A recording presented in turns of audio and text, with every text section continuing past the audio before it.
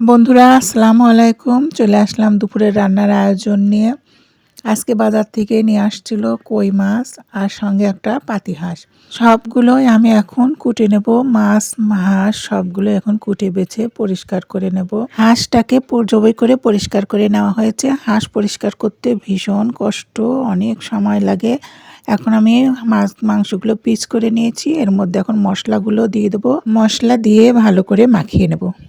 হাঁসের মাংসের মশলাটা একটু বেশি করেই দিতে হয়, বেশি করে দিলে ঝোলটা একটু মাখা মাখা হয়।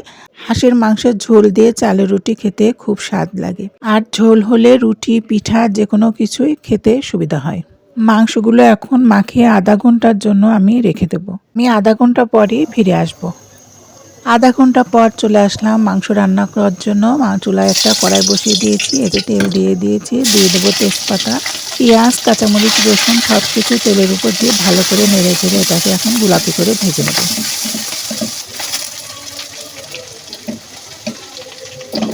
পেঁয়াজ রসুনগুলো গোলাপি হয়ে গেছে, এখন মাখিয়ে রাখা হাঁসের মাংসগুলো দিয়ে দেবো। তেলের উপর দিয়ে ভালো করে নেড়ে চেড়ে এটাকে আমি তেলের উপর ভালো করে কষিয়ে নেব। হাঁসের মাংস একটু গন্ধ থাকে, সেজন্য তেলের উপর ভালো করে ভাজা ভাজা করে কষিয়ে নেব। আর যত ভালো করে কষানো যাবে হাঁসের মাংস, তত খেতে স্বাদ হবে। কোনো রকম গন্ধ থাকবে না, কিছুই থাকবে না। সব মাংসের চেয়ে হাঁসের মাংস কষানোর মধ্যেই কিন্তু স্বাদ।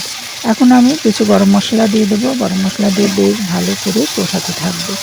নিভা জালে কষাতে থাকবো ততক্ষণ পর্যন্ত হাঁসের মাংসের মধ্য থেকে পানি না ছেড়ে দেয়। মাংস থেকে পানি ছেড়ে দিয়েছে, আমি এখন কিছুক্ষণ নিভা জালে ঢাকনা দিয়ে ঢেকে আমি মাংসটা সিদ্ধ করে নেব। সিদ্ধ করব, কষাবো। হালকা হালকাভাবে আমি নেড়ে চেড়ে কষাতে থাকবো যতক্ষণ পর্যন্ত তেলটা ফুটে না বের হয়। মাংস থেকে তেল ছেড়ে দিয়েছে, এখন আমি আলু দিয়ে দেবো, নতুন আলু, সেজন্য আমি আলুগুলো দিয়ে দেবো। মাংসগুলো কষাতেই সিদ্ধ হয়ে গেছে, এখন আলুর সঙ্গে মাংস আরেকটু ঢেকে ঢেকে সিদ্ধ করলেই দুইটাই আমার সিদ্ধ হয়ে যাবে। এখন আবার কিছুক্ষণের জন্য ঢাকনা দিয়ে ঢেকে রেখে দেবো। দেখেন মাংসর কালারটা কত সুন্দর হয়েছে। হাঁসের মাংসর কালার দেখলে বোঝা যায় রান্নাটা কেমন স্বাদ হবে। আমার মাংস রান্নাটা খুব সুন্দর হয়েছিল। এখন আমি এই পানি দিয়ে দেবো, ঝোলের পানি দিয়ে দেবো, দিয়ে আমি আস্তে করে নিভা জালে কিছুক্ষণ রান্না করে নেব। এর মধ্যে ঝোলের পানিটা আমি একটু বেশি দিয়েছিলাম যাতে সিদ্ধ হয়ে যায়, একটু সলসলে ঝোল থাকে। আমি হাঁসের মাংসের জন্য চালের রুটি বানিয়েছিলাম যাতে ঝোল ঝোল থাকে, একটু রসালো রসালো ভাব থাকলে রুটি খেতে খুব ভালো লাগে, সেজন্যই আমি একটু ঝোল রেখেছিলাম। আমার মাংস রান্নাটা প্রায় হয়ে এসেছে, এখন আমি একটু পরেই নামিয়ে নেব। বন্ধুরা, আমার মাংস রান্নাটা কেমন হয়েছে অবশ্যই কমেন্ট করে জানাবেন।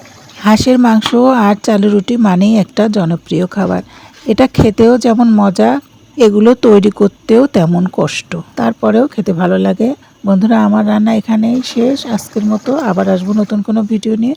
ততক্ষণ আপনারা ভালো থাকবেন, সুস্থ থাকবেন, আমার জন্য দোয়া করবেন। আসসালামু আলাইকুম।